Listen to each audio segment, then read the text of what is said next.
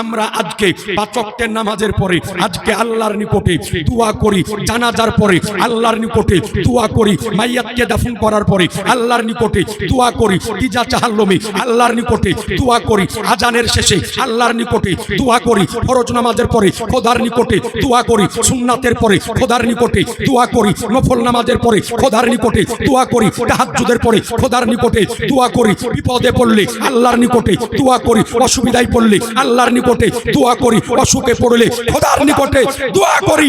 এক কথায় আমরা যে কোনো মুহূর্তে বিপদে পড়লে আল্লাহর নিকটে আমরা দোয়া করি।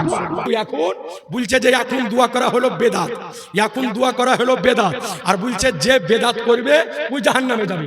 তো যদি আমি কয়েক মিনিটের জন্য মেনে নিই যে বেদাত করবে ওই ব্যক্তি জাহান্নামে যাবে আর দোয়া করা বেদাত, এটা যদি আমি তর্কের খাতিরে মেনেও যদি নিই, তো আজ থেকে যেই লোক আপনাকে বলছে যে দোয়া করা বেদাত আর যে বেদাত করবে ও যাবে জাহান্নামে, অথচ ওর বাপ দোয়া করে মরেছে, ওর দাদু দোয়া করে মরেছে, ওর পদ্দাদু দোয়া করে মরেছে, তো দোয়া করা যদি বেদাত হয় আর বেদাত করলে যদি জাহান্নামে যায়, তাহলে ওর বাপ দাদু এখন আছে কোথায়? জোরে বলেন না। আমাদের ফতুয়ালায় তাদেরই ফতুয়া, ওরাই বলছে যে দোয়া করা বেদাত, আর দোয়া যদি করে তাহলে বেদাত করলো, আর যে বেদাত করলো ওই ব্যক্তি জাহান্নামে গেল। তাহলে তার ফতুয়া অনুযায়ী তার বাপ দাদা জাহান্নামী হলো না? হলো না? এই জোরে বলেন না। তার 14 গোষ্ঠী সবাই জাহান্নামে চলে গেল, ওই ওদেরকে ঠেলে জাহান্নামায় ভরে দিল। মাদ্রাসায় যে সমস্ত ছাত্ররা লেখাপড়া করি এদেরকে আমরা বলি তলাবে ইলিম। কি বলি? একটু জোরে বলেন না। তালবে ইলিম বলি। আজিজানে মুহতারাম বেরাদারানে ইসলাম, তালাবে ইলিম শব্দের অর্থ হলো যে জ্ঞান অন্বেষণ করে, যে ইলিম যে জ্ঞান তালাশ করে, যে খুঁজে, তাকেই বলা হয় তলাবে ইলিম। তো একজন মাদ্রাসার ছাত্র এও জ্ঞান খুঁজে, একজন স্কুলের ছাত্র এও কিন্তু জ্ঞান খুঁজে। মাদ্রাসায় যে লেখাপড়া করে ও জ্ঞান খুঁজে, স্কুলে যে লেখাপড়া করে ও জ্ঞান খুঁজে। অর্থাৎ যদি সাধু ভাষায় বলি তো এরাও ছাত্র ওরাও ছাত্র, কিন্তু দুই ছাত্রের মধ্যে আসমান এবং জমিনের পার্থক্য আছে। আজিজানে মুহতারাম, আমার বিশ্ব রাসূল সাল্লাল্লাহু আলাইহি ওয়াসাল্লাম বলেন, যখন একজন ছাত্র ইলমে দ্বীন হাসিল করার উদ্দেশ্যে নিজ বাড়ি থেকে বের হয়, তো নবী আমার বলেন যে যতক্ষণ পর্যন্ত মাদ্রাসার ওই ছাত্র বাড়ির বাইরে থাকে অতক্ষণ পর্যন্ত আল্লাহ তাকে জিহাদের ময়দানে রাখে। একটু জোরে সুবহানাল্লাহ বলবেন না? সুবহানাল্লাহ। রাত্রি গভীর, বারবার বক্তা পরিবর্তন হচ্ছে, কিন্তু শ্রোতা তো পরিবর্তন হচ্ছে না। শুননেওয়ালা সে আপনারাই, কিন্তু বলনেওয়ালা বারবার পরিবর্তন হচ্ছে। তো যাই হোক, লম্বা চওড়া সময় নিব না, একবার জোরে সুবহানাল্লাহ বলেন তো, আর একটু আওয়াজ দিয়ে বলেন সুবহানাল্লাহ। আজিজানে মুহতারাম, তো নবী আমার বলেন যে একজন মাদ্রাসার ছাত্র যতক্ষণ পর্যন্ত বাড়ির বাইরে থাকে অতক্ষণ পর্যন্ত আল্লাহ তাকে জিহাদের ময়দানে রাখে। অর্থাৎ এই অবস্থায় যদি সে ইন্তেকাল করে যায় তাহলে ওই ছাত্র জিহাদের ময়দানে ইন্তেকাল করলো, অর্থাৎ আল্লাহ তাকে শাহাদাতের মর্যাদা দিবে। বলেন সুবহানাল্লাহ। এরপরে নবী আমার বলেন, একজন মাদ্রাসা ছাত্রের জন্য, একজন মাদ্রাসা তলাবে ইলমের জন্য আল্লাহর সৃষ্টি জগৎ, সমুদ্রের মাছ, কীট পতঙ্গ, পশু পক্ষী, পিপিলিকা থেকে শুরু করে আল্লাহর প্রত্যেকটা সৃষ্টি একজন মাদ্রাসা ছাত্রের জন্য মাগফিরাতের দোয়া করে মুসলমান। এইবার আপনাকে একটু দেখাই যে একজন মাদ্রাসা ছাত্রের সাথে একজন স্কুলের ছাত্রের পার্থক্য কি। আপনারা সচরাচর দেখতে পান যে আপনাদের এলাকা হইতে, আপনাদের গ্রাম থেকে অনেকেই মাদ্রাসাতে লেখাপড়া করতে আসে, আসে না ভাই? একটু জোরে বলেন না। আসে এবং আপনাদের গ্রাম হইতে আপনাদের বাড়ি হইতে অনেকে স্কুল কলেজেও লেখাপড়া করতে যায় কি যায় না? তো আপনারা সকলেই দেখেছেন যে একজন স্কুলের ছাত্র একজন মাদ্রাসার ছাত্র দুজনেই শিক্ষালয়ে যান, দুজনেই ইলম অন্বেষণ করতে যায়, দুইজনেই জ্ঞান খুঁজতে যায়। কিন্তু মাদ্রাসার ছাত্র যখন মাদ্রাসায় পড়তে আসে তো সে তার কিতাবটিকে বুকে নিয়ে আসে না পিঠে নিয়ে আসে? একটু জোরে বলেন না। বুকে নিয়ে আসে। অর্থাৎ একজন মাদ্রাসার ছাত্র যখন মাদ্রাসায় পড়তে আসে তার কিতাবটি থাকে সামনে দিকে, আর একজন স্কুলের ছাত্র, কলেজের ছাত্র, ইউনিভার্সিটির ছাত্র যখন কলেজে যায়, স্কুলে যায়, আজকে ইউনিভার্সিটিতে যায়, তার কিতাবের ব্যাগটি থাকে তার পিঠের দিকে, থাকে না ভাই? অর্থাৎ মাদ্রাসার ছাত্রের কিতাব থাকে সামনে দিকে, স্কুলের ছাত্রের কিতাব থাকে পেছন দিকে।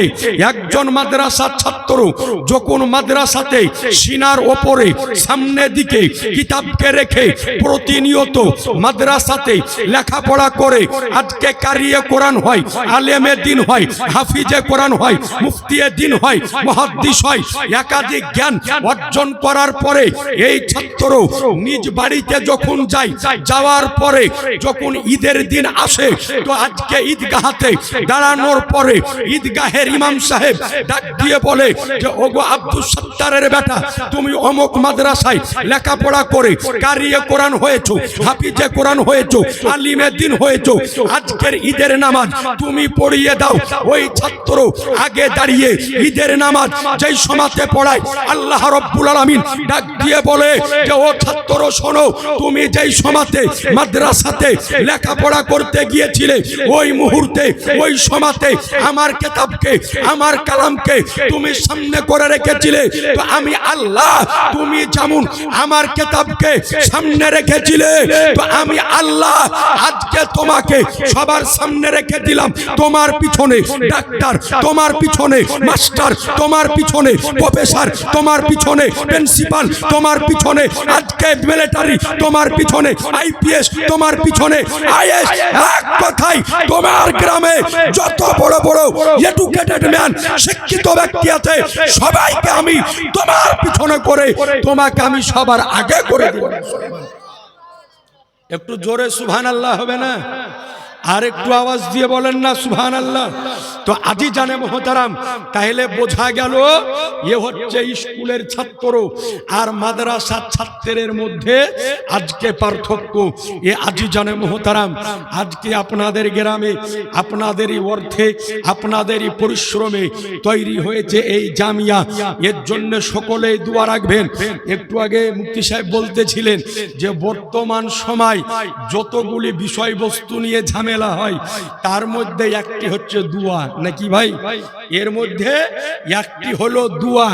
আমরা আহলে সুন্নাতুল জামাতের মানুষ, আমরা দোয়ার পক্ষের লোক, আমরা দোয়া করা দলের লোক। কিন্তু আজ বর্তমান সময় হুজুর বলতেছিলেন যে কিছু নেট মৌলবি বের হয়েছে, মানে ও মাদ্রাসায় পড়েনি, ওই 10 টাকা রিচার্জ করে নেট মৌলবি হয়েছে। আজ থেকে 1400 বছর পূর্বের যে ইসলাম, এই ইসলামকে মিটিয়ে দিয়ে একদল মানুষ আজকে নতুন ইসলামের সূচনা আরম্ভ করেছে। এ আজি জানে মোহতারাম, আজকে সমস্ত জায়গাতে তারা দোয়াকে বন্ধ করে দিতেছে। বলছে নামাজের পরে দোয়া করা যাবে না, নামাজের আগে দোয়া করা যাবে না, মানুষ মারা গেলে দোয়া করা যাবে না। এক কথায় দোয়াকে বন্ধ করতে চাইতেছে। মহান রব্বুল আলামিন বলেন, আল্লাহ রব্বুল আলামিন বলেন ওয়াকালা রব্বুকুম উদউনি আস্তাজিব লাকুম, এবং তোমাদের রব বলে যে তোমরা আল্লাহর নিকটে দোয়া করো, আমি আল্লাহ তোমাদের দোয়াকে কবুল করি। বলেন সুবহানাল্লাহ। আল্লাহ বলছেন যে তোমরা আমার নিকটে দোয়া করো, আমি আল্লাহ তোমাদের দোয়াকে কবুল করি। ওলামায়ে কেরাম বসে আছেন। দোয়া শব্দের অর্থ হচ্ছে চাহা, দোয়া শব্দের অর্থ হচ্ছে মাঙা। আমরা 5 ওয়াক্তের নামাজের পরে দোয়া করি না? আমরা দোয়া করি, মাজার জিয়ারতে গিয়ে দোয়া করি না দোয়া করি, মানুষ ইন্তেকাল করলে দোয়া করি না দোয়া করি। আমরা যখন হাত উঠিয়ে দোয়া করি, যখন চাই তখন কার নিকটে চাই? একটু জোরে বলেন না। আল্লাহর নাম নিতে ভয় লাগছে নাকি? না আল্লাহর নাম নেওয়ার কারো পারমিশন লাগবে? জোরে বলেন, কার নিকটে চাই? আল্লাহর নিকটে চাই। আচ্ছা বলেন, আমাদের খলিক, আমাদের সৃষ্টিকর্তা হলেন আল্লাহ, আমাদের মালিক হলেন আল্লাহ, আমরা হলাম আল্লাহর বান্দা। আচ্ছা, আল্লাহর কাছে চাইতে কোনো অসুবিধা আছে? আল্লাহর কাছে চাইতে কোনো লজ্জা আছে? লজ্জাও নাই, কোনো অসুবিধাও নাই। আপনাদের এই পার্শ্ববর্তী একটা জায়গা আছে পীরগঞ্জ, আছে না ভাই? পীরগঞ্জ, ধরুন যে আপনাদের এই আলীনগরের কোনো একটা লোক পীরগঞ্জ স্ট্যান্ডে দাঁড়িয়ে আছে, হঠাৎ একজন ফকির, একজন ভিক্ষুক আসার পরে বলছে, ভাই আমি 3 দিন ধরে কিছু খাইনি, আমাকে কিছু পয়সা দেন, আমি খাবো। তো আপনার পকেটে যদি 10 টাকা থাকে তো আপনি বের করে দিবেন, লে খাগা। আপনি ওই জায়গাতে দাঁড়িয়ে আছেন, দেখা গেল যে 10 মিনিট পরে ওই মানুষটাই আবার আসার পরে আপনাকে বলছে যে ভাই আমাকে আরো কিছু দাও, আমি খাবো। তো আপনার মেজাজ কিন্তু একটু গরম হবে, যে কে রে, তোকে একটু আগে দিন আবার চাইছিস, মানে রাগ হবে না? হবে না? রাগ হবে। তা আবার যদি 2 টাকা থাকে তো আপনি বের করে দিবেন। কিছুক্ষণ পরে ওই লোকটাই যদি আবার বলে যে ভাই আমাকে কিছু দেন, কয়েকদিন ধরে কিছু খাইনি, তো মেজাজ কিন্তু এবার 4-500 রকম হয়ে যাবে। হবে না? যে হ্যাঁ রে, তোকে 2 বের দিন, কয়বার চাহের একটা লোকের কাছে, ওকে ধাক্কা দিব, অনেকে পালা তাড়াতাড়ি, না তো তুই মার খেয়ে নিবি, বলে কি বলে না? অর্থাৎ বোঝা গেল যে বান্দার কাছে বারবার যদি চাহা যায় তো বান্দা বেজার হয়ে যায়, বান্দা রেগে যায়, কিন্তু আল্লাহর কাছে বারবার চাইলে আল্লাহ খুশি হয়ে যায়। এই জন্যে আল্লাহর নিকটে যত বেশি দোয়া করবেন, আল্লাহর নিকটে যত বেশি চাইবেন, আল্লাহ তত বেশি খুশি হবে। তো আমরা হলো সুন্নাত ওয়াল জামাতের মানুষ, আমরা আজকে 5 ওয়াক্তের নামাজের পরে আজকে আল্লাহর নিকটে দোয়া করি, জানাজার পরে আল্লাহর নিকটে দোয়া করি, মাইয়াতকে দাফন করার পরে আল্লাহর নিকটে দোয়া করি, তিজা চাহাল্লমে আল্লাহর নিকটে দোয়া করি, আজানের শেষে আল্লাহর নিকটে দোয়া করি, ফরজ নামাজের পরে খোদার নিকটে দোয়া করি, সুন্নাতের পরে খোদার নিকটে দোয়া করি, নফল নামাজের পরে খোদার নিকটে দোয়া করি, তাহাজ্জুদের পরে খোদার নিকটে দোয়া করি, বিপদে পড়লে আল্লাহর নিকটে দোয়া করি, অসুবিধায় পড়লে আল্লাহর নিকটে দোয়া করি, অসুখে পড়লে খোদার নিকটে দোয়া করি। এক কথায় আমরা যে কোনো মুহূর্তে বিপদে পড়লে আল্লাহর নিকটে আমরা দোয়া করি, আমরা আল্লাহর নিকটে দোয়া করি। কিন্তু আজ বর্তমান সময় এই দোয়ার বিরোধিতা করতেছে এক শ্রেণীর মানুষ। আগেও দোয়া করত, কিন্তু এখন বলছে যে এখন দোয়া করা হলো বেদাত, এখন দোয়া করা হলো বেদাত, আর বলছে যে বেদাত করবে ওই জাহান্নামে যাবে। তো যদি আমি কয়েক মিনিটের জন্য মেনে নিই যে যে বেদাত করবে ওই ব্যক্তি জাহান্নামে যাবে, আর দোয়া করা বেদাত, এটা যদি আমি তর্কের খাতিরে মেনেও যদি নি, তো আজ থেকে যেই লোক আপনাকে বলছে যে দোয়া করা বেদাত আর যে বেদাত করবে ও যাবে জাহান্নামে, অথচ ওর বাপ দোয়া করে মরেছে, ওর দাদু দোয়া করে মরেছে, ওর পদ্দাদু দোয়া করে মরেছে। তো দোয়া করা যদি বেদাত হয় আর বেদাত করলে যদি জাহান্নামে যায়, তাহলে ওর বাপ দাদু এখন আছে কোথায়? জোরে বলেন না। আমাদের ফতুয়ালায় তাদেরই ফতুয়া, ওরাই বলছে যে দোয়া করা বেদাত, আর দোয়া যদি করে তাহলে বেদাত করলো, আর যে বেদাত করলো ওই ব্যক্তি জাহান্নামে গেল। তাহলে তার ফতুয়া অনুযায়ী তার বাপদাদা জাহান্নামী হলো না? হলো না? এই জোরে বলেন না। তার 14 গোষ্ঠী সবাই জাহান্নামে চলে গেল, ওই ওদেরকে ঠেলে জাহান্নামায় ভরে দিল। তো আজই জানে মোহতারাম, সময় খুব সংক্ষিপ্ত, এই দোয়া সম্পর্কে কয়েকটি আলোচনা, কয়েকটি দলিল ভিত্তিক কথা আপনাদের সামনে বলে দিয়ে ইনশাআল্লাহ তাআলা আমার আলোচনার সমাপ্তি ঘটাবো। আমরা আহলে সুন্নাত ওয়াল জামাতের মানুষ, আমরা যখন মুর্দাকে মাটি দিতে যাই, মাটি দিতে যাওয়ার সময়তে, মাটি দেওয়ার সময়তে আমরা একটা দোয়া পড়ি, পড়ি কি পড়ি না ভাই? একটু জোরে বলেন না। আমরা পড়ি মুর্দাকে মাটি যখন দিই তো আমরা পড়ি মিনহা খালাকনাকুম ওয়া ফিহা নুঈদুকুম ওয়া মিনহা নুখরিজুকুম তারাতান উখরা। আপনারা পড়েন তো নাকি? এই দোয়া আমরা পড়ি। তো এই যে বর্তমান সময় কিছু নেট ফারাজি বের হয়েছে, অর্থাৎ ও হাদিস পড়ে নয়, কোরআন পড়ে নয়, মোবাইল দেখে দেখে নিজের আকীদাকে পরিবর্তন করছে, মোবাইলকে দেখে দেখে নিজের অবস্থানকে পরিবর্তন করে জাহান্নামের রাস্তা ধরছে। তো এই নেট ফারাজির মধ্যে ওয়াহাবিলা মুজাহিদের মধ্যে একটা খুব ভাইরাল মৌলবি আছে, আপনারা ওকে সকলেই চিনেন। ওর বাড়ি হলো উত্তর 24 পরগনা, ওর নাম হলো তারকাটা মমতাজুল। চিনেন না ভাই? আমি বলি যে সারা পৃথিবীর বুকে যদি 13% মানুষ পাগল হয়, তার মধ্যে 12% ও একলাই। 13%-এর মধ্যে 12% ও একলাই। ওরা এমন এমন কথা বলে স্টেজের ওপর থেকে যে ওর ওই কথা ভাগীরথী এক্সপ্রেস হবে হেলে যাবে। এত মানে এমন এমন কথা বলে যে ও কথা আবার এক্সপ্রেস ট্রেনও ভেবে না। তো এই যে এই মমতাজুলের কয়েকদিন আগে একটা ভিডিও দেখলাম, বলতেছে যে আমি এক জায়গাতে মাটি দিতে গেলাম, তো সবাই বলছে যে আপনারা পড়েন মিনহা খালাকনাকুম। তো ও বলল যে না, কেউ আপনারা পড়বেন না, বিসমিল্লাহ পড়েন আর মাটি দিয়ে চলে যান। তো আপনাদের নিকটে আরজ করি যে কোনো ব্যক্তি যদি এই কথা দাবি করে যে এই কাজটা তোমরা করো, এটা হাদিসে নাই, কোরআনে নাই, তো এই দাবিটাই হবে তার ভুল। তার কারণ সমস্ত হাদিস, সমস্ত কোরআনের আয়াতের ব্যাখ্যা সে পড়ে কিন্তু দেখেনি। তো কোনো ব্যক্তি এই দাবি করতে পারে না যে এটা হাদিসে নাই, এটা কোরআনে নাই। এটা বলতে পারে যে আমার জ্ঞানের পরিধি অনুযায়ী আমি পাইনি, আমার জ্ঞানের পরিধি অনুযায়ী আমি পাইনি। কিন্তু এই কথা দাবি করা ভুল যে কোরআনে নাই, হাদিসে নাই।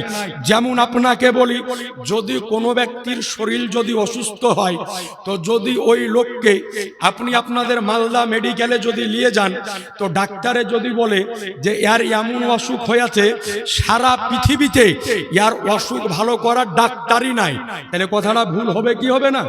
ও এটা বলতে পারে যে আমাদের এখানে নাই, ওর চাইতে বড় ডাক্তার কলকাতায়, তার চাইতে বড় ডাক্তার ব্যাঙ্গালোরে, তার চাইতে বড় ডাক্তার অস্ট্রেলিয়ায়, তার চাইতে বড় ডাক্তার আফ্রিকায়, তার চাইতে বড় ডাক্তার আমেরিকায়। অর্থাৎ এই কথা বলাই ভুল যে কোরআনে নাই, হাদিসে নাই।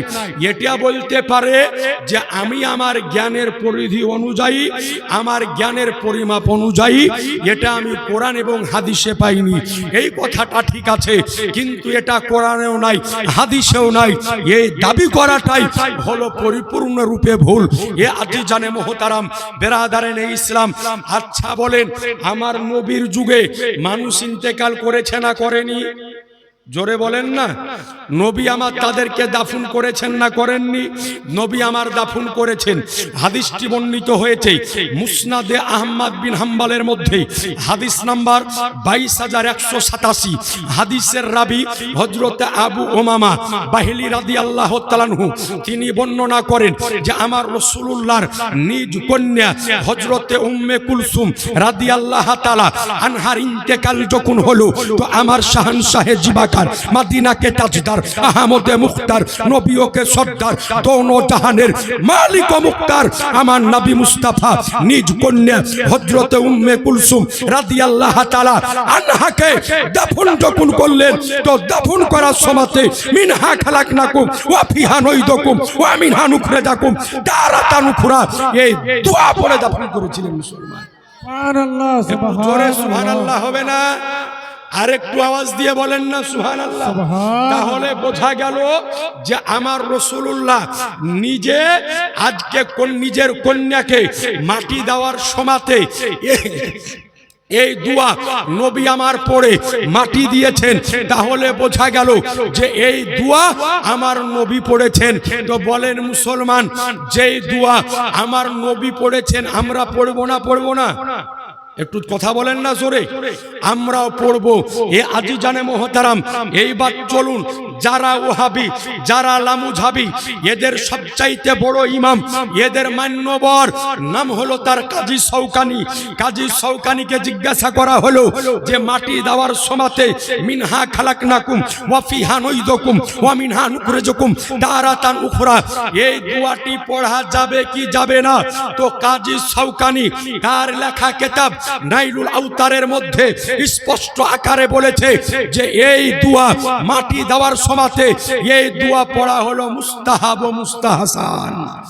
এরপরে ওয়াহাবি লামুজাবিদের, আচ্ছা নিজের, এরপরে এই ওয়াহাবি লামুজাবিদের আজকে বড় মান্যবর নাম হলো তার মুফতি নাজির হুসাইন দেহলভি। একে জিজ্ঞাসা করা হলো যে আচ্ছা বলেন, এই যে মাটি দেওয়ার সময়তে মিনহা খালাকনাকুম ওয়া ফিহা নুইদুকুম ওয়া মিনহা নুখরিজুকুম তারাতান উখরা, এই দোয়া পড়া যাবে কি যাবে না? তো মুফতি নাজির হুসাইন দেহলভি তার লেখা কিতাব ফতোয়ায়ে নাজিরিয়ার মধ্যে স্পষ্ট আকারে লিখেছে যে নিঃসন্দেহে এই দোয়া পড়া হলো মুস্তাহাব ও মুস্তাহসান। তাহলে বেদাতি যদি বলতে হয় তো তোমাদের যারা বড় বড় আলেম তাদেরকে আগে বেদাতি বলো। তাহলে দলিলের আলোকে এই কথা স্পষ্ট হলো যে মাটি দেওয়ার সময়তে এই দোয়া পড়া নাজায়েজ নয়, বেদাত নয়, হারাম নয়, শিরক নয়, বরং এই দোয়া পড়া স্বয়ং মুস্তাহাব ও মুস্তাহসান। মুসলমান একটু জোরে বলে দেন না সুবহানাল্লাহ। এইবার মাটি যখন দিই, মাটি দেওয়ার পরে আপনারা পালিয়ে আসেন না দোয়া করে আসেন? একটু জোরে বলেন না, দোয়া করে আসেন। বর্তমান সময় কিছু মানুষকে দেখা যায় যে মাটি দেওয়ার কাজ শেষ আর ও পিছুয়াড়াতে হাত মিশতে মিশতে বাড়ি চলে আসে, বলে যে হ্যাঁ গো দোয়া করবে না, তো বলছে দোয়া করা বেদাত। মনে হয় যার বাপ মা কেলায় কুকুর ছাগল মাটি দিয়ে চলে আসে। জি, একটা সময় ছিল আজ থেকে 20, 25, 30 বছর পূর্বে সকলেই মাটি দেওয়ার পরে সকলে দাঁড়িয়ে ওই জায়গাতে মুর্দার জন্য দোয়া করে বাড়ি আসতো, ঠিক না বাবজি? দোয়া করে বাড়ি আসতো। কিন্তু এখন দেখা যাচ্ছে যে কুকুর ছাগলের মতো মাটি দিয়ে এমনি করে হাত ঝাড়তে ঝাড়তে লাইন ধরে পালিয়ে এসছে, বলছে যে আর দোয়া করা যাবে না। মানে আগে যাইতো, এখন যাবে না। মানে পূর্বের ইসলাম বাদ দিয়ে এরা নতুন কানুন, নতুন ইসলাম তৈরি করতে চাইতেছে। এ আজিজানে মোহতারাম, উঠান সুনানে আবু দাউদ হাদিস নাম্বার 3221, 3221 নাম্বার হাদিস। হাদিসের রাবি হযরতে ওসমান ইবনে আফফান রাদিয়াল্লাহু তাআলা আনহু, তিনি বর্ণনা করেন যে আমার রাসূলুল্লাহ সাল্লাল্লাহু তাআলা আলাইহি ওয়াসাল্লাম যখন মাইয়াতকে দাফন করার কাজ কমপ্লিট করতেন তো নবী আমার চলে আসতেন না, নবী আমার পালিয়ে আসতেন না, ওয়াকাফা আলাইহি, বরং নবী আমার ওই জায়গাতে দাঁড়িয়ে থাকতেন। বলেন সুবহানাল্লাহ। অর্থাৎ নবী আমার ওই জায়গাতে দাঁড়িয়ে থাকতেন। দাফন করার কমপ্লিট করার পরে নবী আমার বলতেন ইস্তাগফিরু লিআখিকুম, এখন তোমার ভাইয়ের জন্য আল্লাহর দরবারে হাত উঠিয়ে ক্ষমা প্রার্থনা করুন। একটু জোরে বলে দেন না সুবহানাল্লাহ। অর্থাৎ নবী আমার বলতেন যে এখন তোমার ভাইয়ের জন্য আল্লাহর দরবারে আজকে ক্ষমা প্রার্থনা করো, ভাইয়ের জন্য আল্লাহর দরবারে মাফ চাও। তো এই হাদিস শরীফ থেকে স্পষ্ট আকারে বোঝা গেল যে আজকে মুর্দাকে দাফন করার পরে, মাইয়াতকে দাফন করার পরে দোয়া করা নাজায়েজ নয়, বেদাতও নয়, হারামও নয়, শিরকও নয়, বরং দোয়া করা স্বয়ং আমার নবীর সুন্নাত। বলেন সুবহানাল্লাহ। একটু জোরে বলে দেন না সুবহানাল্লাহ। আচ্ছা একটা কথা বলেন তো, সুবহানাল্লাহ বললে নেকি হয় না গুনাহ হয়? জোরে বলেন না। নেকি হয়। আপনাদের নেকি লাগবে না? লাগবে না? লাগবে। যদি বলেন যে লাগবে না, আমরা আলীনগরের মানুষ, নেকিতে পকেট ভরা আছে, মরব জান্নাতে চলে যাব, তাইলে বলিয়েন না। আর যদি বলেন যে না নেকি লাগবে তো জোরে বলেন তো সুবহানাল্লাহ।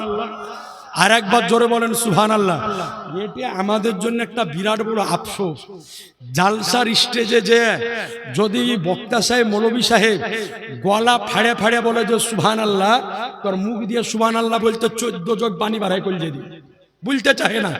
আবার এই লোকগুলাকে আপনি রাজনীতির মিছিলে দিয়ে দেন, এত জোরে স্লোগান দিবে, উই যাবে একদিকে আর আন্ডারপ্যান্ট যাবে একদিকে। আপনি খালি পাঠিয়ে দেন, এত জোরে নারা দেয়, তখন পার্টির স্লোগান দেয়, মনে হয় যে আজ ওকার উঠাই যাবে না। এই যখন দেখলাম পঞ্চায়েত ভোট যখন কমপ্লিট হইল, ওরে বিজয় মিছিল যখন হলো, তো বাপ বেটা একসাথে হুলি মাখে এত জোরে লাফাকুদা করলো, মনে হলো যে ও একলাই দুনিয়া জয়লাভ করে গেছে। অথচ জালসার স্টেজে এসে যদি বলা হয় যে বলেন তো সুবহান আল্লাহ, তো আর মুখ দিয়ে ভয়ে সুবহান আল্লাহ বাইর হয় না, মনে হয় যে সুবহান আল্লাহ বললে মালাকুল মউতের জান কবজ করে। জোরে বলেন তো সুবহান আল্লাহ, আর একটু আওয়াজ দিয়ে বলেন সুবহান আল্লাহ। আপনাকে বলি যে সুবহান আল্লাহ আলহামদুলিল্লাহ বলা এর পেছনে যে কি পাওয়ার রয়েছে আপনার নিকটে আরজ করি। সাহাবায়ে কেরাম যখন যুদ্ধের ময়দানে অবতরণ করতেন, তো এত জোরে নারায়ে তাকবীরের স্লোগান দিতেন যে নারায়ে তাকবীর আল্লাহু আকবারের স্লোগান শুনে কাফেরদের কলিজার ভিতরে কাঁপুনি আরম্ভ হয়ে যেত। একটু জোরে বলে দেন সুবহান আল্লাহ। তো এই জন্য মাঝে মাঝে একটু সুবহান আল্লাহ আলহামদুলিল্লাহ বলবে। তো মাঝে মাঝে সুবহান আল্লাহ আলহামদুলিল্লাহ বলবেন, তো দেখবেন যে ব্যাটারি একটু লোড হয়ে গেছে। আমি বুঝতে পারছি গভীর রজনী গভীর রাত, আর কিছুক্ষণ ইনশাআল্লাহ তাআলা তার মধ্যে আপনাদের জন্য দোয়া করে দেওয়া হবে। তারপরে ইনশাআল্লাহ তাআলা আপনারাও বিদায় নেবেন, আমিও নিজ স্থানে বিদায় নিব। তো সুবহান আল্লাহ আলহামদুলিল্লাহ মাঝে মাঝে একটু বলবেন। আপনাদেরকে বলি আজি জানে মোহতারাম বেরাদারেন ইসলাম, যে নারায়ে তাকবীর আল্লাহু আকবার এর কি পাওয়ার।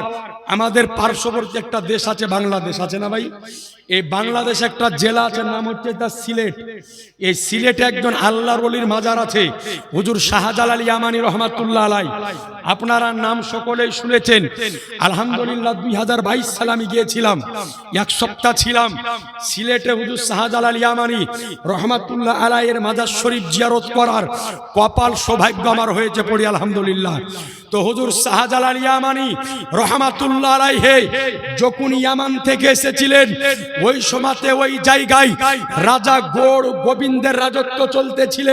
হুজুর শাহজালাল ইয়ামানী রহমাতুল্লাহ আলাইহি ইয়ামান থেকে আসার পরে ওই জায়গাতে নিজের কদম রেখে যখন নারায়ে তাকবীরের ধ্বনি দিয়েছিলেন, তো রাজা গৌড় গোবিন্দ নিজের প্রসাদ ছেড়ে পালিয়ে গিয়েছিলেন। মুসলমান একটু জোরে বলে দেন সুবহান আল্লাহ, আর একটু জোরে বলেন আল্লাহু আকবার। তো সুবহান আল্লাহ। তো আপনাদের নিকটে অনুরোধ করব একটু মাঝে মাঝে সুবহান আল্লাহ আলহামদুলিল্লাহ বলবেন। তো যাই হোক, তো এই যে বলতেছিলাম দোয়া, তো আমরা দোয়া করার পক্ষে, আমরা দোয়া করার পক্ষের মানুষ, সুতরাং আমরা দোয়া করতে থাকবো, বলেন ইনশাআল্লাহ।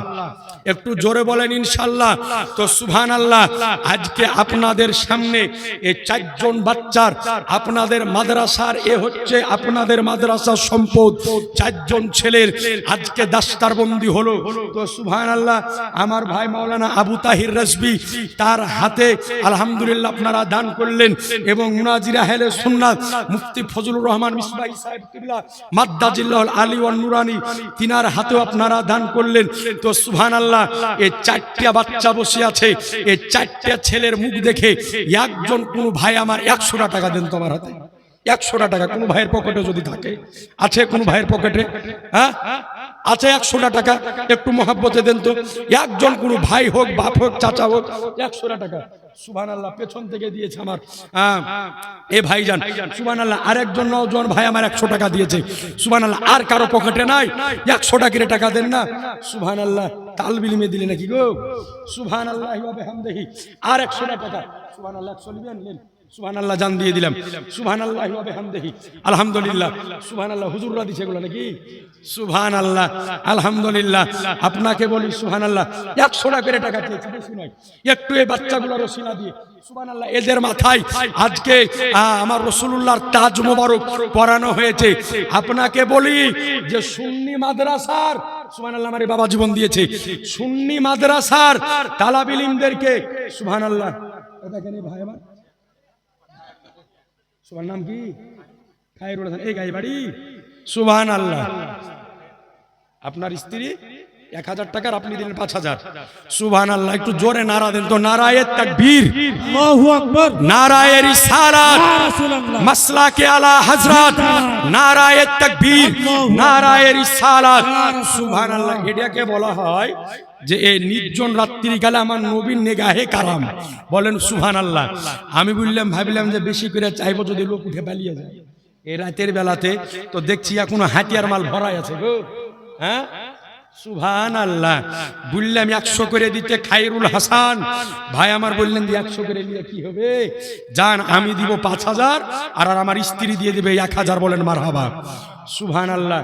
আপনি দিলেন? সুবহানাল্লাহ। নাম কি? আচ্ছা, সুবহানাল্লাহ ওয়া বিহামদিহি। সুবহানাল্লাহ। কি না? মইমুর। এ দেখেন আমার এই বাবা দিলেন 500 টাকা। আচ্ছা, এখান থেকে 400 টাকা আপনি বের করে দেন। সুবহানাল্লাহ। আর একজন মাওলানা দিয়েছে আপনার 100 টাকা, আল্লাহ যেন কবুল করে। তো সুবহানাল্লাহ ওয়া বিহামদিহি। তো আলহামদুলিল্লাহ। তো সুবহানাল্লাহ। তো যাই হোক, আমার ওই খায়রুল ভাই 5000 টাকা দিয়েছে। তো সুবহানাল্লাহ। আর একজন কোন ভাই আমার 1000 টাকা হবে না? সুবহানাল্লাহ। কোন ভাই আমার নাই? আপনাকে আর একটা কথা আমি বলে দিয়ে নির্জন রাত্রিকালে, হ্যাঁ ইনশাআল্লাহ তাআলা ও মা বোনেরা আছে গো, মেলায় দূরে বসে তো দেখতে পাচ্ছি না। সুবহানাল্লাহ। কই ভলান্টিয়ার ভাইরা কই গো? হ্যাঁ গো, রাত্রির বেলা বেত পড়া লোক গেলে কি একটাও দেখতে পাচ্ছি না। মেয়েরা অনেক আছে। সুবহানাল্লাহি ওয়া বিহামদিহি। গায়ের চ্যাংড়া ছুড়ে গেল, একটা দেখতে পাচ্ছি না গো। হ্যাঁ, সুবহানাল্লাহ। কই ভলান্টিয়ার একটা আসেন তো এখানে। একজন কেউ নাই, একটা ভলান্টিয়ার কেউ। সুবহানাল্লাহ। একটু মা বোনদের ভিতরে জানতো, এই মা আঁচলে যা আছে একটু খুলে দিয়ে দেন, নিয়ে যায়েন না। আমি এটা হুজুর ভালো করে জানি যে পৃথিবীর বুকে এখন পর্যন্ত এই রকম আলেমের জন্ম হয়নি যে বিটি ছেলে আঁচলের টাকা শেষ করতে পারে। বিটি ছেলে আর আঁচলের টাকা শেষ করতে পারবে এই রকম আলেমের জন্ম এখনো হয়নি। আপনি যতক্ষণ চাইবেন দিয়ে চলে যাবেন, কারণ ওর আঁচলের টাকা শেষ হয় না। সুবহানাল্লাহ। তো মা, কোন মা আমার 500 টাকা দিয়ে পাঠায়েন তো। কোন মা আমার কি করে দিয়ে পাঠাবে? একজনকে পাঠাই দেবো। কই আপনার ভলান্টিয়ার? একজনকে পাঠাই দেবো, উঠে আসবে না। তো সুবহানাল্লাহ। তো সুন্নি মাদ্রাসার তালবিলিমেরা 10 বছর 12 বছর 14 বছর পড়ার পরে, মাদ্রাসায় পড়ার পরে তাদের মাথায় পাগড়ি পরা হয়। দেখেন দেখেন হুজুর বসে আছে মাথায় পাগড়ি পরে, তলাবিলিমরা বসে আছে মাথায় পাগড়ি পরে। আর ওদেরকে দেখবেন মাথায় পাগড়ি পরে না, একটা চোকা মতন টুপি মাথায় দেয় আর বিটি ছেলের মতন ঘুমটা দেয়। আপনি দেখবেন এই ঘুমটা আইলো কোথা থেকে, আজ আপনাকে বলে দিব। এই ঘুমটার সৃষ্টি করলো কে? কারণ পাগড়ি পরে না।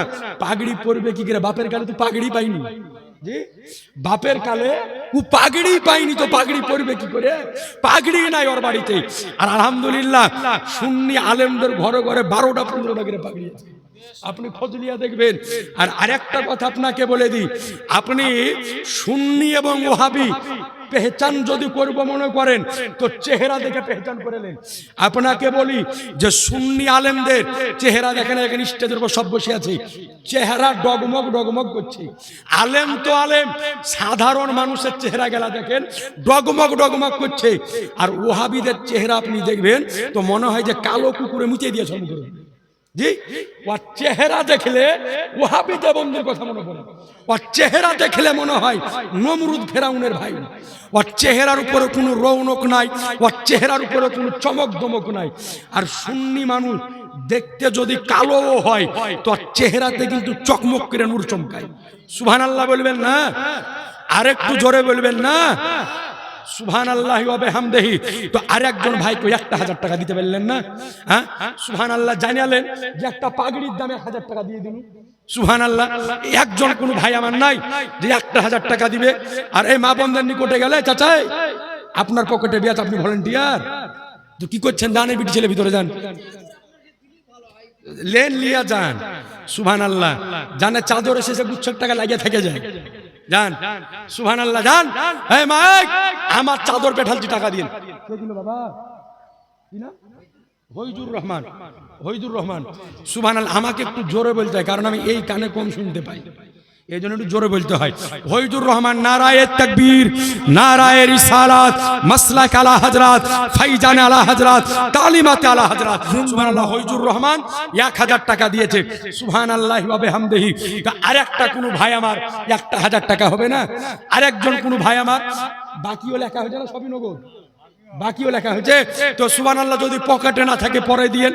এই যে ওয়াহাবিরা ঘুমটা পরে, কেন ঘুমটা পরে, এই ঘুমটা এলো কোথা থেকে হযরত বলে দিব, কোথা থেকে ঘুমটা এবং কোন কিতাবে আছে ইনশাআল্লাহ তাআলা বলে দিব। যে ঘুমটা সৃষ্টিকর্তাকে এত বড় করে ঘুমটা দেয় যে মনে হয় যে আগুন মেশে বহু আমাদের সামনে মুখ দেখাবে না, বিটি ছেলের মতো লজ্জা করে মুখ দেখাইতে, বলে যে ওরা পড়ায় আমার মুখ দেখে লাভ কি। তো সুবহানাল্লাহ, ঘুমটার সৃষ্টি কুটে থেকে হয়েছে ইনশাআল্লাহ তাআলা বলে দেব। আর একজন কোন ভাই আমার হবে না, 1000 টাকা নাই কোন ভাইয়ের পকেটে যদি না থাকে তো আপনি পরে দিয়ে দিন, ওখানে নামটা লিখিয়ে দেন খালি। সুবহানাল্লাহ, দোয়া করবে, উঠে যায়েন না। আর কয়েক মিনিট ভাইয়ের আমার, একটা রাত্রি যদি আমার নবী এবং আল্লাহর জন্য না দিবেন তো কেমন করে হবে, নাকি ভাই? একটা রাত্রি যদি না দিবেন তো কেমন করে হবে? তো সুবহানাল্লাহ, নাই 1000 টাকা হবে না গো, কোন ভাইয়ের পকেটে আমার নাই। লিব যখন বলেছি লিবই, ইয়াতে আজকে জোহরের নামাজ হয়ে যায় তাও ভালো, আমিও যাব না আর আপনাদেরকে যেতে দিব না। সুবহানাল্লাহ, শাফিকের স্ত্রী স্বামীর নামে 1000 দোয়া করতে বলেছে। হ্যাঁ, সুবহানাল্লাহ, হয়ে গেছে। সুবহানাল্লাহ, নারায়ে তাকবীর, নারায়ে সালাত। ইয়া রাসূলুল্লাহ, শাফিকের স্ত্রী মানে মায়া লোক দিল, এটা বেটা ছেলে তো দেয়নি, আমি বেটা ছেলে কাছে নিব। আচ্ছা, সুবহানাল্লাহ, কে বললো 1000 দিব? কে দিল 500? রে সভাপতি, নারায়ে তাকবীর, নারায়ে সালাত। সভাপতি সাহেব দিয়েছে 500। 1000 টাকা হবে না এখান থেকে কোনো বাবা হোক ভাই হোক, হাজার টাকা ফুরিয়ে যায়। আপনাকে ঘুমটার কথাটা শুনিয়ে দিব, তারপর ইনশাআল্লাহ তাআলা আলোচনা শেষের দিকে নিয়ে যাবো। সুবহানাল্লাহ, 4 জন আপনাদের মাদ্রাসার সম্পদ বসে আছে, আপনি দিবেন, রুজি রোজগারে বরকত হবে। সুবহানাল্লাহ, নবীর ঘর মাদ্রাসা, জেনে রাখবেন মসজিদের আগে মাদ্রাসা আবাদ করতে হবে। যদি মাদ্রাসা আবাদ না হয় তো মসজিদ আবাদ কিন্তু হবে না, কারণ যতক্ষণ পর্যন্ত মাদ্রাসা আলেম না হবে তো মসজিদ কে চালাবে? এই জন্য আগে আপনাকে মাদ্রাসা আবাদ করতে হবে, তারপর অটোমেটিক মসজিদ আবাদ হবে। তো সুবহানাল্লাহ, 1000 টাকা নাই কোন ভাই আমার দিতে পারল না গো, 1000 টাকা সুবহানাল্লাহ আলীনগর এসে পাবো না। 1000 টাকা বিটি ছেলেতে দিলে এবার বেটা ছেলে কাছ থেকে নিব না। সুবহানাল্লাহ, একজন কোন ভাই আমার 1000 টাকা দিয়ে দিলে ইনশাআল্লাহ তাআলা আপনাকে কথাটা শোনাবো। আলহামদুলিল্লাহ, 1000 টাকা কোন ভাই আমার, কোন যুবক ভাই হোক বা আপনার কোন বাবাজি হোক, আমার 1000 টাকা।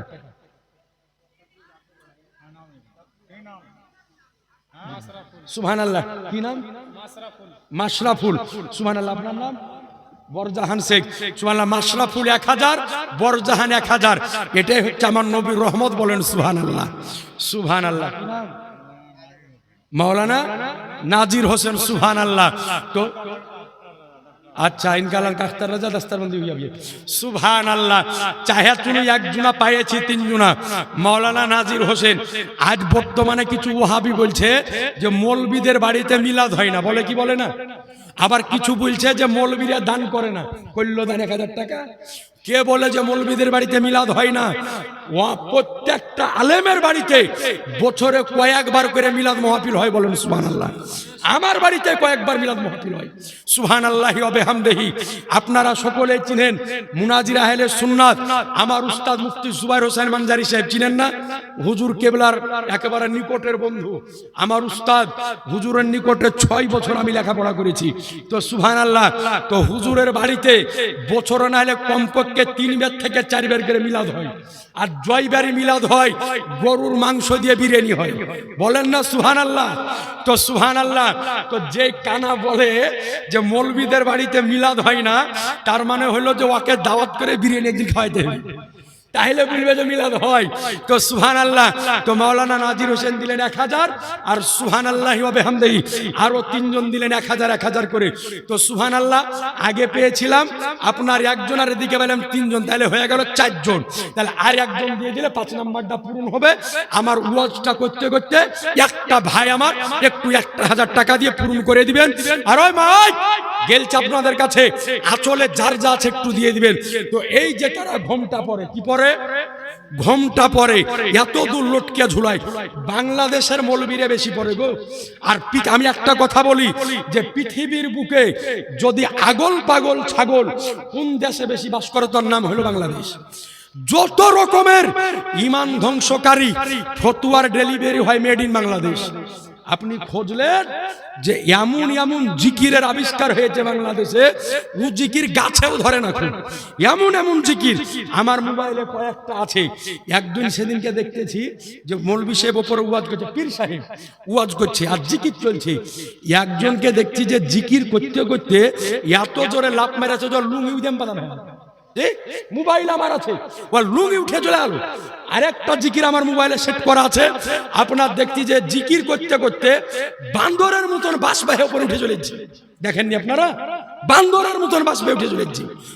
ওসব জিকিরে আগাও নাই পাছাও নাই। তো যত রকমের ইমান ধ্বংসকারী ফাতুয়ার ডেলিভারি হয়, ও হচ্ছে মেড ইন বাংলাদেশ। এই যে কয়েকদিন আগে ভাই কুরবানি গেল না, কুরবানি আবার সামনে আসতেছে। আপনাদের গায়ের লোকে আপনারা কুরবানি করেন না? করেন না? জোরে বলেন না। গরু করেন, ছাগল করেন, পয়সাওয়ালা ব্যক্তিরা, পয়সাওয়ালা ব্যক্তিরা আপনার কেউ কেউ উট করে। তো একটা গরুর একটা ছাগলের জবাই করার পরে সমস্ত আজকে শরীরের অঙ্গ প্রত্যঙ্গ খাইয়ালেন না, কিছু কিছু ফেলে দেন, কিছু কিছু ফেলে দিন, আর যেগুলা খাওয়ার ওগুলা খায়। তো বাংলাদেশের মুশারফের আম্মা যান 500 টাকা দিয়ে ছাল্লা যেন কবুল করে, 1000 টাকা একজন দিয়ে দিবেন। তো আপনার এই বাংলাদেশের এই ঘোমটাধারী একজন শায়েখকে জিজ্ঞাসা করা হয়েছে যে গরু ছাগলের অন্ডকোষ খাওয়া যাবে কি যাবে না, মানে ওর বিচি। তো বলছে কোনো ব্যাপার নাই, যদি ইচ্ছে হয়তো ওটাকেও খাইয়ে নেবে। চিন্তা করেছেন যে ওই জিনিস সাঁতাল ধাঙ্গড় গেলানো খাই না, ওরাও ফেলে দেয়। আর ও বলছে যদি মন যায় তো খাইয়ে নেয়। তো সুবহানাল্লাহ, আপনাদেরকে অনুরোধ করব, এই বাংলাদেশের এই রকম ইমান ধ্বংসকারী বক্তব্য থেকে দূরে থাকবেন, বলেন ইনশাআল্লাহ। এবার আসুন এই ঘোমটা এলো কোথা থেকে? হুজুর আব্দুল মুস্তাফা আজমি রহমাতুল্লাহ আলাইহি সিরাতে মুস্তাফার মধ্যে আমার রাসূলুল্লাহর হিজরতের ঘটনা বর্ণনা করতে গিয়ে উনি লিখেছেন যে যেই দিন নবী আমার হিজরত করবেন তার পূর্বে আপনার মক্কার ধাত্রীতে আজকে কুফারে কুরাইশদের একটা বিশাল বড় মাজমুয়া হয়েছিল, যেই জায়গাতে আবু জেহেল সহ বড় বড় কাফেরেরা ওই জায়গাতে উপস্থিত ছিল। তারা এটাই সিদ্ধান্ত নিতেছিল যে যেমন করে হোক আল্লাহর নবী অর্থাৎ আব্দুল্লাহর বেটা মুহাম্মদকে দুনিয়ার বুক থেকে বিদায় করতে হবে। তো ওই মুহূর্তে তারা যখন সিদ্ধান্ত নিচ্ছে কি করা যায়, কিভাবে তাকে হত্যা করা যায়, কিভাবে তাকে দুনিয়ার বুক থেকে বিদায় করা যায়, তো ওই মুহূর্তে তাদের যখন আপনার এই কনফারেন্স আলোচনা যখন চলছে, তো ওই সময়তে দেখা গেল যে একজন ওয়াচিনহা লোক শায়েক বুড়া ব্যক্তি, ওয়াচিনহা ব্যক্তি, একটা মাথার উপরে চাদর দিয়ে ঘোমটা দিয়ে চুপ করে বসে আছে। তো ওকে তখন তো কেউ চিনহে না, মিটিং এর মধ্যে ও যখন বসে আছে তো ওকে কেউ চিনহে না। তো ওকে জিজ্ঞাসা করছে, আবু জেহেল, হ্যাঁ তোমার বাড়ি কোথায়, এখানে কি করছো? তখন ও বলছে আমি হলাম নজদের শায়েক, আমি হলাম নজদের শায়েক। তো বলছে তুমি কেন এখানে? তো বললো তোমরা যে আব্দুল্লাহর বেটা মুহাম্মদকে আজকে হত্যা করার প্ল্যান করতেছো, তো আমিও ভাবিলাম আমার যদি কোনো মাসুয়ারা লাগে, এই জন্য আমি মাসুয়ারা দিতে আসলাম। তো হুজুর আব্দুল মুস্তাফা আজমি রহমাতুল্লাহ আলাইহি সিরাতে মুস্তাফার মধ্যে লিখেছেন, ওই যে ঘোমটা মাথায় দিয়ে যে বুড়া শায়েক বসেছিল, ঘোমটা পরে যে বলেছিল আমি হলাম নজদের শায়েক, এই ঘোমটাধারী নজদের শায়েক অন্য কেউ ছিল না, আজাজিল শয়তান ছিল। কথা বুঝতে পারলেন? আজাজিল শয়তান ছিল। তো ওই দিন ওই ঘোমটা পরে আমার নবীকে হত্যা করার প্ল্যানে আজকে অংশ নিয়েছিল আজাজিল শয়তান। আর আজ বর্তমান সমাজে তাদেরই দোসর, তাদেরই বন্ধু, তাদেরই ভাই, তাদেরই আত্মীয় স্বজন স্টেজের উপরে ঘোমটা দিয়ে নবীর শানের খেলাফ কথা বলে, নবীর ইজ্জতের খেলাফ কথা বলে, নবীর তাজকিরার খেলাফ কথা বলে। তাহলে বোঝা গেল এই ঘোমটাধারী শায়েক, এই ঘোমটা দেওয়ার প্রচলন হয়েছে এই আজাজিল শয়তান থেকে মুসলমান। কথা বুঝতে পারলেন? এই আজাজিল শয়তান থেকে আরম্ভ হয়েছে। তো আজি জানে মোহতারাম, আপনাদের নিকটে অনুরোধ করব, আজ বর্তমান সময় আপনার ঈমানকে লুটার জন্য একাধিক ব্যক্তি আপনার আশেপাশে ভ্রমণ করতেছে, আপনার আশেপাশে ঘুরতেছে। আজ বর্তমান সময় মানুষ সব চাইতে বেশি গুমরা এবং পথভ্রষ্ট যার মাধ্যম দিয়ে হচ্ছে, তার নাম হচ্ছে সেলফোন, মোবাইল। তার নাম হলো এই মোবাইল। মোবাইলের মাধ্যম দিয়ে সব চাইতে বেশি মানুষ গুমরা হচ্ছে। আপনার মোবাইলের মধ্যে বক্তব্য শোনার মন যদি করে, হাজার হাজার সুন্নি ওলামায়ে কেরামদের দ্বীনি আলোচনা, কোরআন হাদিসের আলোচনা আজকে ইউটিউবে পাবেন, সোশ্যাল মিডিয়াতে পাবেন, ওগুলো আপনি শ্রবণ করবেন। কিন্তু নামধারী আহলে হাদিস, ওয়াহাবি, লামুঝাবি, দেওবন্দি, গায়র মুতাকাল্লিদ এদের বক্তব্য থেকে সকলেই দূরে থাকবেন। বলেন ইনশাআল্লাহ, জোরে বলেন ইনশাআল্লাহ। আজি জানে মোহতারাম বিরাদারানে ইসলাম, তো যাই হোক, আপনাদের নিকটে অনুরোধ করব যে আপনারা সকলেই একেবারে আহলে সুন্নাত ওয়াল জামাতের পথ এবং মতের উপরে একেবারে হিমালয় পর্বতের মতো স্থির হয়ে থাকবেন। বলেন ইনশাআল্লাহ, জোরে বলেন ইনশাআল্লাহ। একবার দরুদে পাক আল্লাহুম্মা سيدنا مولانا محمد وعلى آل سيدنا وعلى آل سيدنا مولانا محمد সুবহানাল্লাহি ওয়া বিহামদিহি। যাই হোক, রাত্রি প্রায় 3টার কাছাকাছি। এখন সচরাচর এত রাত পর্যন্ত জালসা খুব কমই চলে। রাত্রি 12টা বাজে গেলে খেলা খতম হয়ে যায়। তো যাই হোক, আপনারা দীর্ঘক্ষণ যাবৎ ধৈর্য সহকারে বসে আছেন। হুজুর মুনাজির আহলে সুন্নাতের নিকট থেকে ইশারা এসেছেন যে শেষের দিকে নিয়ে যেতে হবে। ইনশাআল্লাহ তাআলা দোয়াও হবে এবং ফাতিহাও হবে। তো ফাতিহার জন্য শিরনি আপনারাই দেন। তো সুবহানাল্লাহ, 2 কিলো 1 কিলো করে শিরনি যে যা পারবেন একটু চটচট করে দাঁড়ান, দেরি করিয়েন না। শিরনি একটু তাড়াতাড়ি। সুবহানাল্লাহ। জি হ্যাঁ, যে যা দিবেন শিরনি। সুবহানাল্লাহ। পয়সা দিবে শিরনির লেগে না? শিরনি তো সাথে বানিয়ে নিয়ে আসেনি তো। সুবহানাল্লাহ। 2 কিলো 1 কিলো শিরনির জন্য যে যা পারবেন, কোনো কোটা নাই যে এত লিব। আরে ভাই, যার যার পকেটে 10 টাকা দেন, 10 টাকা দেন রে ভাই। সুবহানাল্লাহ। যার যা পকেটে একটু উঠে এসো।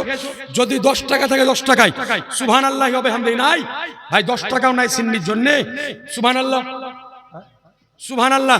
মানুষের উঠে আসতে অসুবিধা যদি হয় তো ভলেন্টিয়ার যাইতে হবে। 2টা শিরনির জন্য যে যা পারবেন, পকেটে যেটা আছে কুট করে বাইর করে দিয়ে দিবেন। সুবহানাল্লাহ।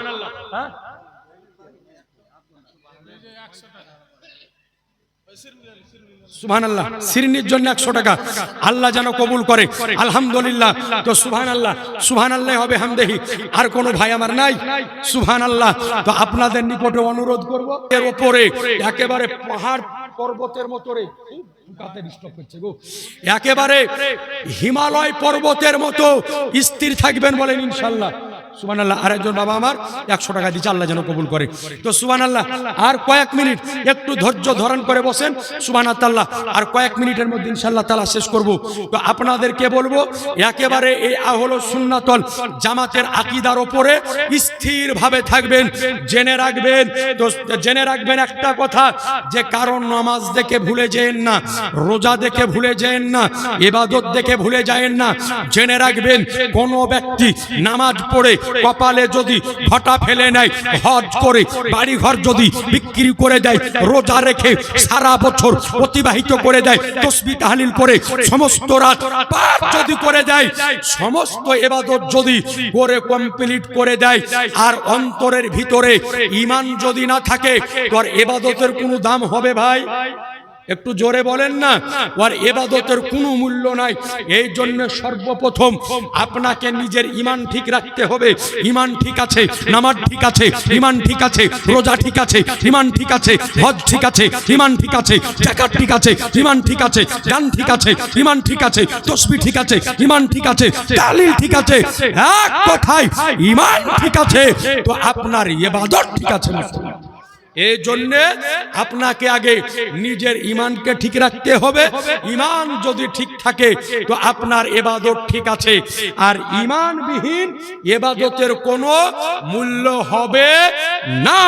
যেমন আপনাকে বলি, একটা বালতি হোক, একটা ডোল হোক, পানি যখন আপনি তার মধ্যে ভরেন তো ডোলের নিচে একটা ঢাকনা থাকে, ডোলের নিচে একটা সাপড় থাকে, তারপরে ডোলের ভিতরে পানিটা গিয়ে আটকায়।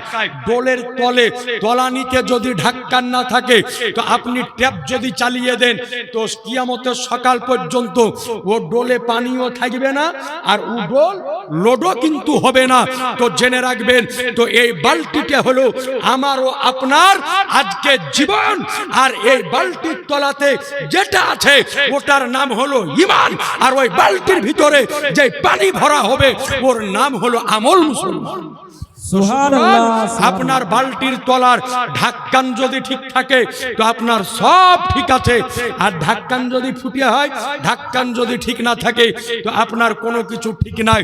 তো সুবহানাল্লাহ, এই জন্য আগে ঈমান আকীদা ঠিক রাখবেন, তারপরে ইবাদত করবেন। ইনশাআল্লাহ আল্লাহ তাআলা আমার আপনার ইবাদতকে ইনশাআল্লাহ তাআলা কবুল করবে। তো সুবহানাল্লাহ।